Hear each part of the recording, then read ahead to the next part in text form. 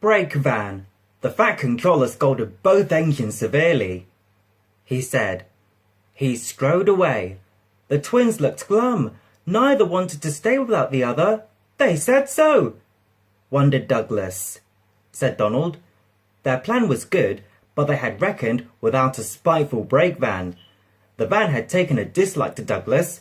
Things always went wrong when he had to take it out. Then his trains were late, and he was blamed. Douglas began to worry. Said Donald one day. Said the van. Donald burst out. Cried the van. Said Donald severely. The van behaved better after that. Douglas's trains were punctual, and the twins felt happier.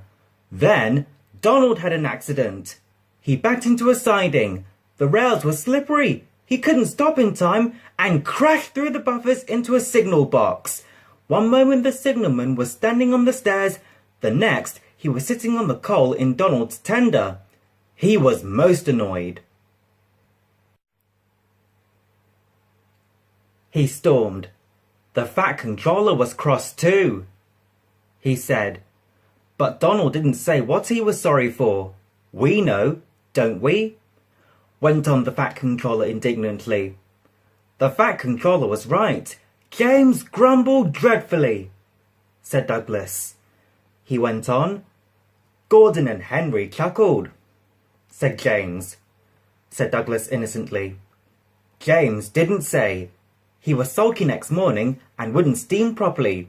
When at last he did start, he bumped the trucks hard. Sniggered the spiteful Break Van. Whispered the van to the trucks. Giggled the trucks to each other. James did his best, but he was exhausted when they reached Edward Station. Luckily, Douglas was there. Panted James, said Douglas grimly. Puffed James crossly. Puffed Douglas from behind. Slowly but surely, the snorting engines forced the unwilling trucks up the hill. But James was losing steam. He panted, shouted Douglas. He pushed and he puffed so furiously that sparks leapt from his funnel. Groaned the van. It was squeezed between Douglas and the trucks. It screamed, but they took no notice. The guard was anxious. He yelled to Douglas. It was too late. The guard jumped as the van collapsed. He landed safely on the side of the line, said the Fat Controller. Edward brought workmen to clear the mess, he said the Fat Controller dryly. He went on. He turned and walked thoughtfully away.